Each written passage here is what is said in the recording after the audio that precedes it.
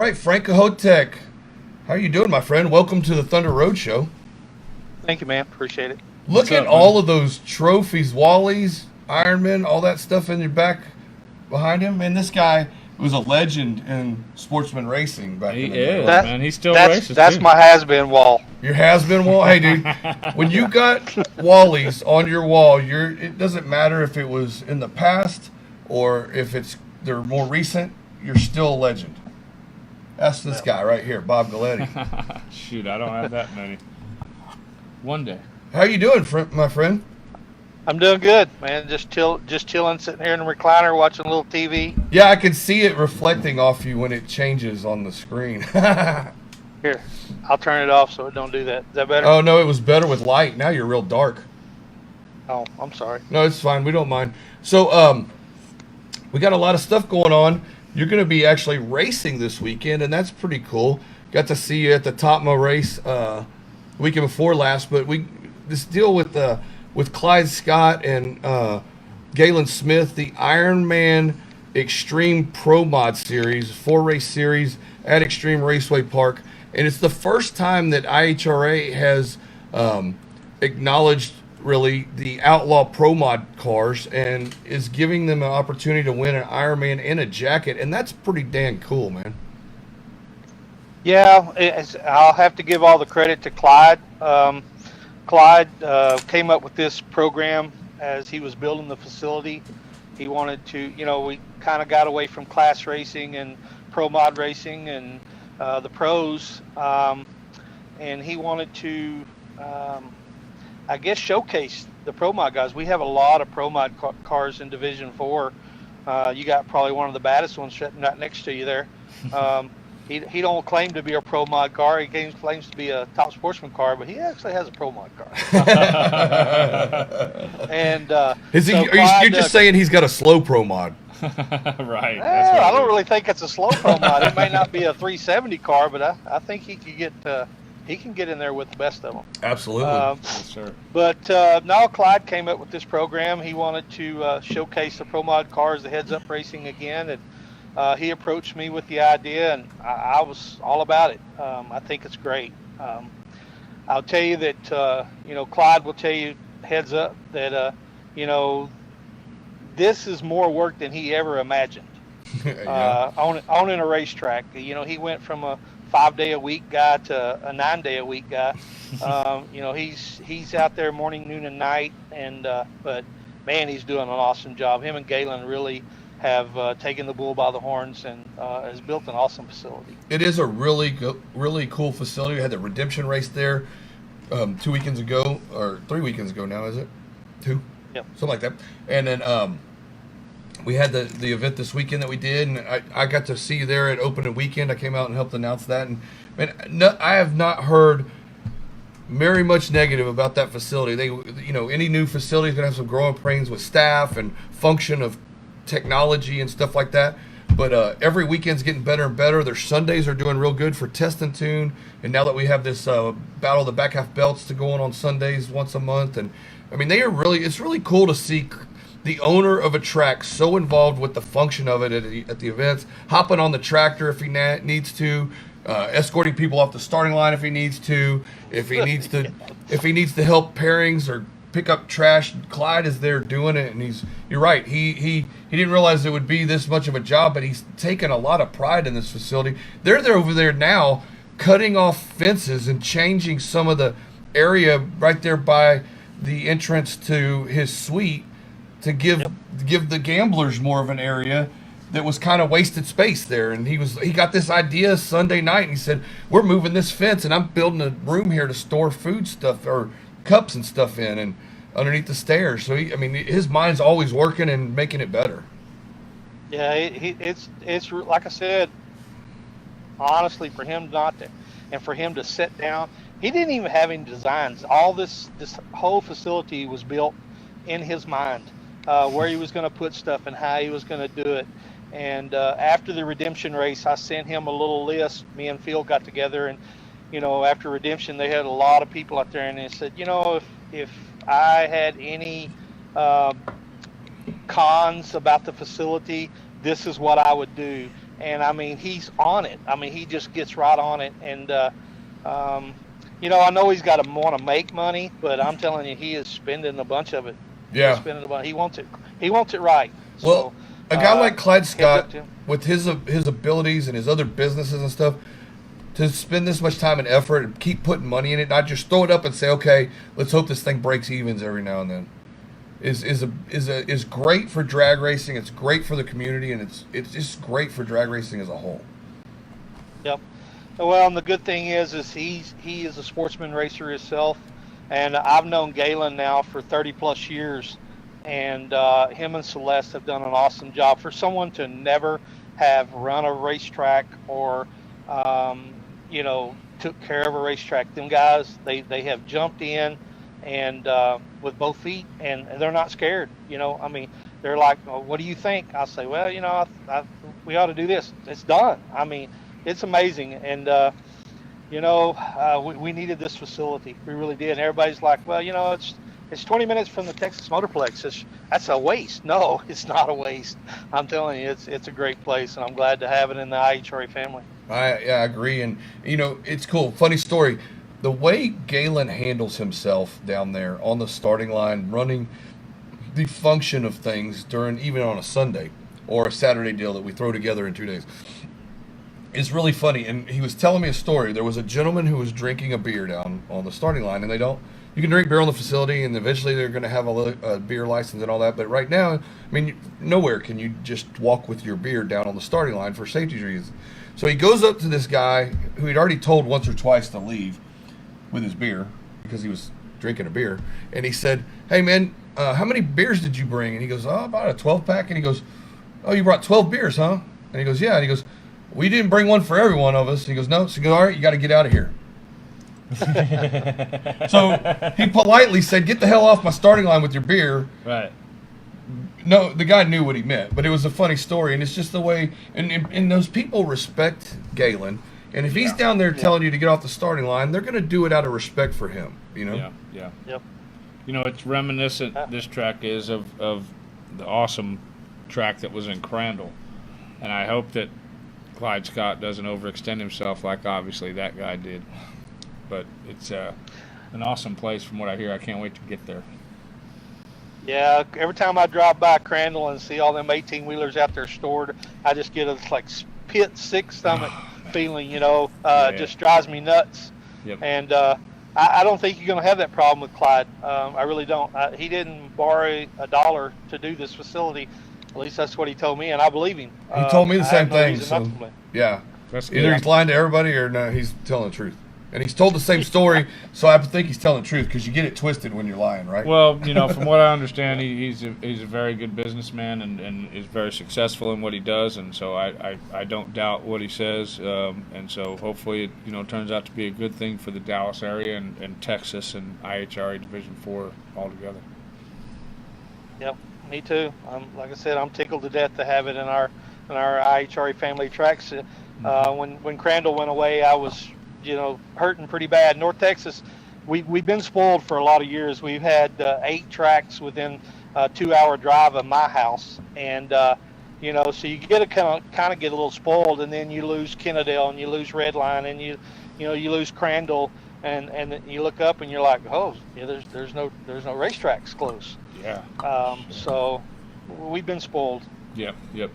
Well, it's good to see that place open and doing well in its first few events, and I'm sure it's going to continue to do well as they improve it because, like you said, they're all racers, and they know how to take care of racers when they've been racers, like you do.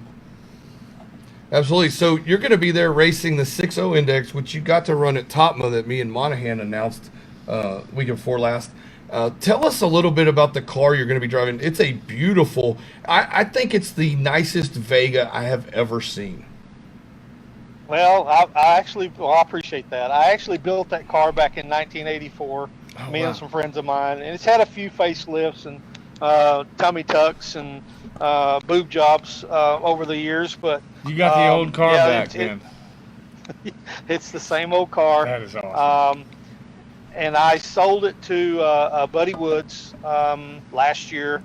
He turned and sold it to a guy named Les Fluker, who called me the Friday before the Topma race and said, "Hey, I just bought your old car. We know nothing about it. Would you like to come race it?" And I'm like, "Well, yeah, I'll come race it. No problem." And I said, "In fact, I'm going to go win that race." And so I kind of stuck my foot in my mouth. But well, you made it to the I finals. run it up. Yeah, you run it up. Yeah, I run it up. I took too much stripe at the finish line. I had a guy text me the Monday after, and it's like, "Man, your eyes go bad?" And I go, "Well, what do you mean?" He's like, "As much stripe as you took at the finish line." And I said, "Well, I hadn't been in a car in over a year.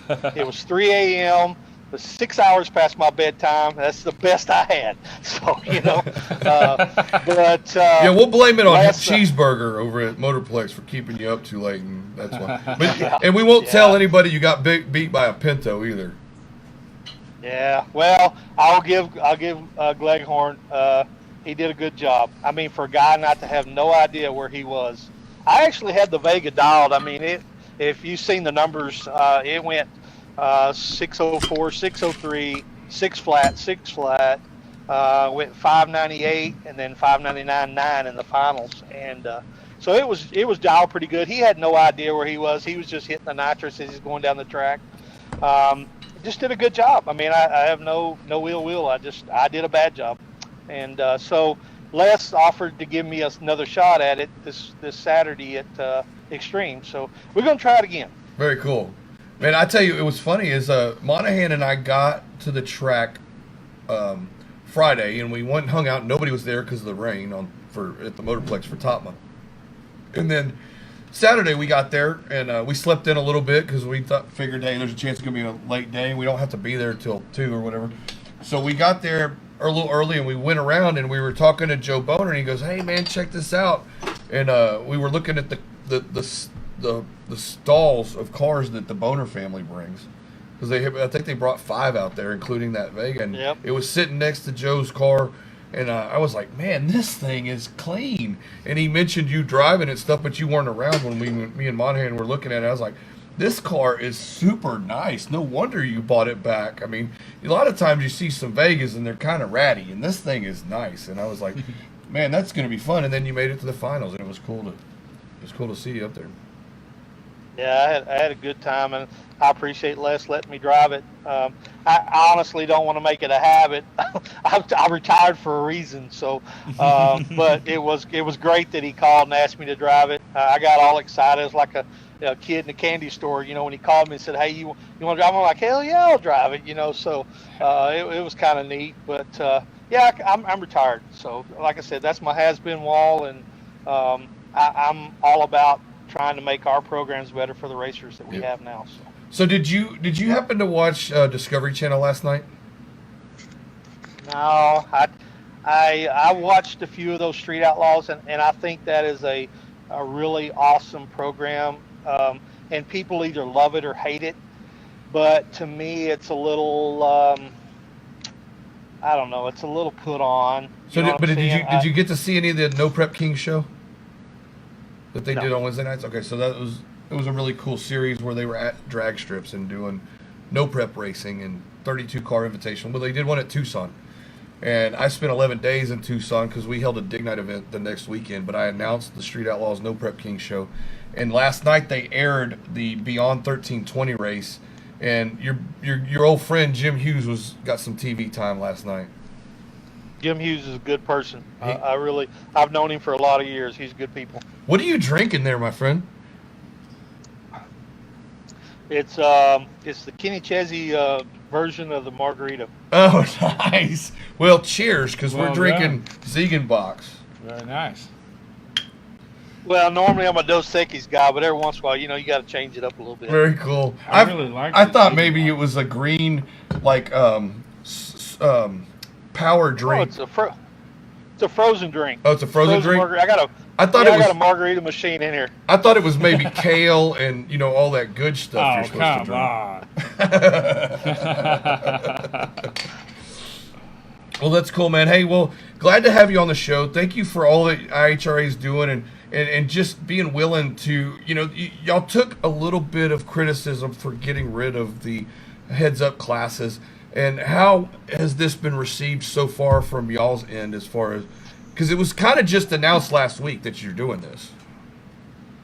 Yeah, we did take a pretty big hit, but honestly, I've been with IHRA for going on 17 years now, and we've tried everything to make the class racing work. I mean, we've done singles, doubles, triples. We even paid $5 grand to win, which is unheard of in that type of racing, and I just couldn't get enough support, And if a business wants to stay in business, they can't keep doing things that lose money. Yeah. And our Summit Super Series is hands down the best program out there for your weekly bracket racer. And so we wanted to create a program. As you can look online, there's multiple $20,000, $10,000, $20,000, $50,000 to win races, but it takes a lot of money for an entry fee. Yeah. So we wanted to create a program where your normal person can buy an entry fee, still race for 10 grand to win without having to, what I say is, sell a kidney or something to her, charge up his Visa card to be able to pay the entry fees. And I think it's going to be good. Is it perfect? No. It will get better as we go, because you actually have 3 division directors, my vice president and my competition director, that we are all about making this work. And we're on the phone every Tuesday trying to better the program. And it's not going to happen overnight. That's all I can say. I think people need to give it a chance, and if they do, they're going to see that we're all about them. So, well, cool. Hey, we appreciate you coming on, and we appreciate all that y'all are doing with Extreme Raceway Park, and being that I get to announce there for some of the special events. I can appreciate it, because the better they do, the more they're going to hire me to come announce, and having a good relationship with them is cool. What did you think about the Redemption Series? You got to experience that a little bit. I have raced the Redemption Series once, and I was there for the one in Extreme. I think it's really got potential. I do think there's some things that need to change about the program. To make it grow and to make it, get better. But I'm just going to reserve it at that. There are certainly opportunities for improvement. Well, here's the deal. When I raced it as a racer, so I've seen both sides. I've seen the side that is the race director side, and I have seen the side as a racer. And as a racer, the no time trials and the no time slips is a little far-fetched for me.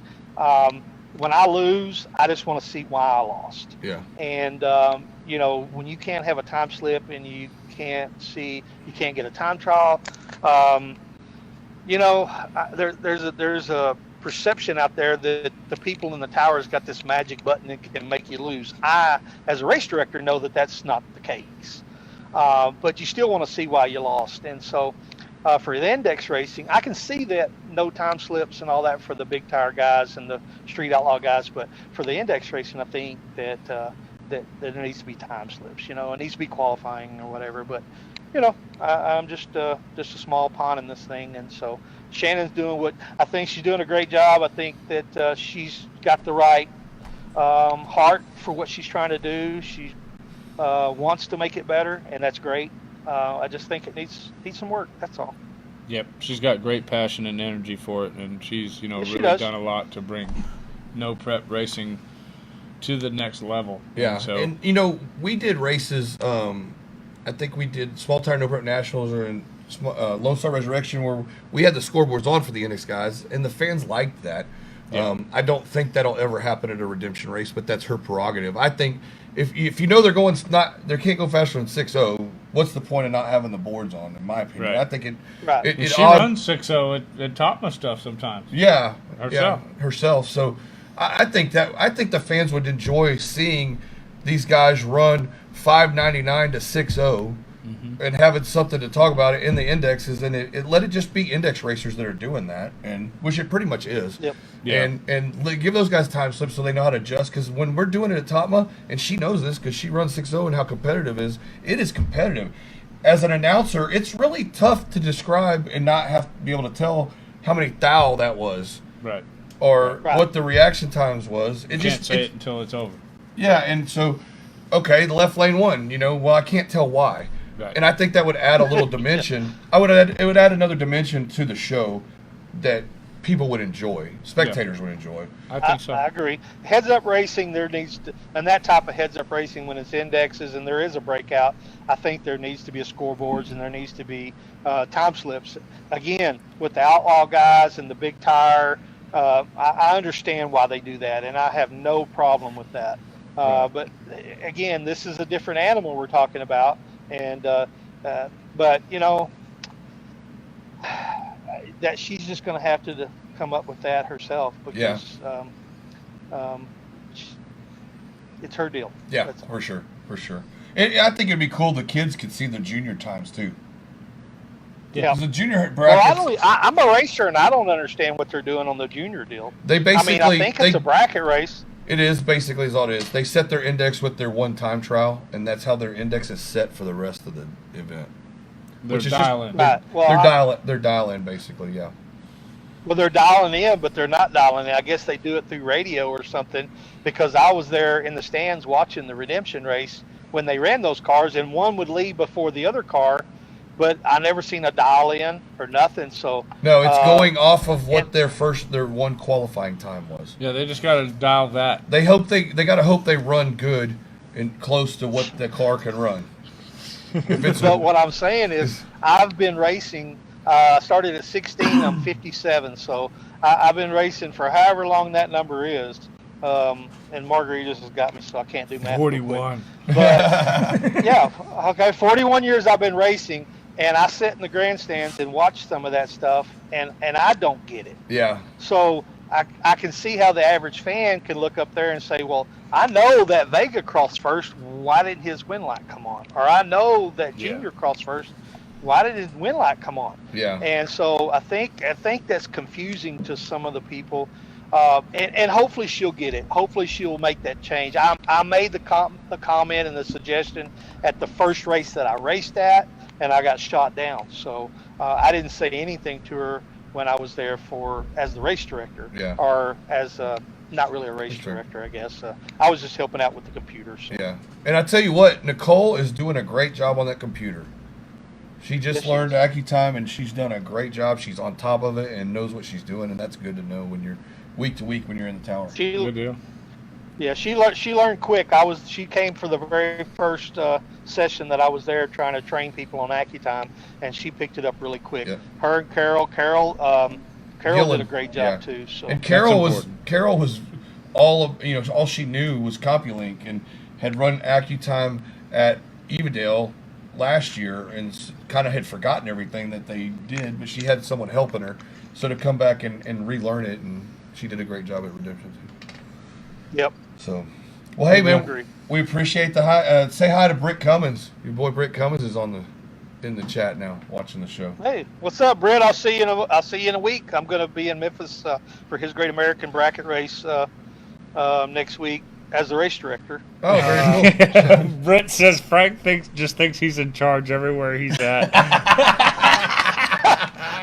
Wow. I told him that. I told him at Redemption, I said, well, I'm going to be your race director. He goes, yeah, but I got the authority to override you. And I was like, wow. Really? That's great. Well, hey, we love the Cummings boys. We love partying with them. And Britt brought us Mosier Engineering, so a lot of family here, Stan and Sheila Holt they're good. The Cummings family is a great people. They're like the Galletti family. They're ambassadors for the sport. So as is Stan and Sheila Holt, who are watching for the first time. Loopy Tortilla in the house. Yeah, they're watching on my show. Oh, they make some good margaritas. Dude, Sheila, she was complaining that margarita you were drinking was not one of hers. Well, I don't know why why are we not drinking? I live like 5 minutes from the 99 location. Well, we should be drinking. We need to be working that out. Yeah, we're going to get on that next race. We're going to talk to Stan and Sheila about it. Have you ate it? Their store, Loopy Tortilla. Oh my God, which one have I not ate at? Yeah, there's one right by my house. Yeah, awesome. they got great food. Amazing food. And yep. and her margaritas are like the bomb. Well, I'll be the race director, not even there racing, and we get through for the night. I'm right by her trailer. Oh yeah, absolutely. We Bob ran Top Sportsman, and we were out at the Nationals with the small tire group the first time, and we drank out of their margarita machine all night because we were pitted across from them. Yeah. Both times actually. So. Yep. They put on a good deal, and they have really nice race cars. Yeah, they do. Yep. Good people. So they need to Stan needs And to that's come what out. racing is. Yeah. He says, "Call me and I'll hook y'all up." All right. Done deal. Done I don't know deal. if it's Stan or Sheila, but we'll take it. They need to come out to Extreme Raceway Park this weekend and run some indexes in those cars. That would be cool. 5.0 index, 550 index, 6.0, and 7.0. And I bet you that, it would be cool to see Frank and Stan Holt in the finals of 6.0. Oh, it would. Him in a stick car and you in a Vega. Yeah, or her in the stick Or car. her in Sheila in a stick car would Yeah. be cool. So Awesome. So we have a fun deal this weekend. So, hey, looking forward to seeing you, and we're going to have a lot of fun. We'll get on the mic and have some fun with the people. Yeah. Sounds good, man. Just don't talk bad about me. Remember, I'm old. I'm a has-been, so. Well, no, you're the guy in charge. I can't talk bad about the guy in Yeah, charge you're the boss. at his show. Yeah. I know. I know how to schmooze. Yeah. Hey, you're on my show tonight. How's Right. that? But anyway, thanks for coming, and we're gonna have a good time this weekend, and good luck in the 6.0 index. All right, thanks, guys. All right. Thanks for See being you, on. Bob. Appreciate you guys. Okay. All right, bye-bye.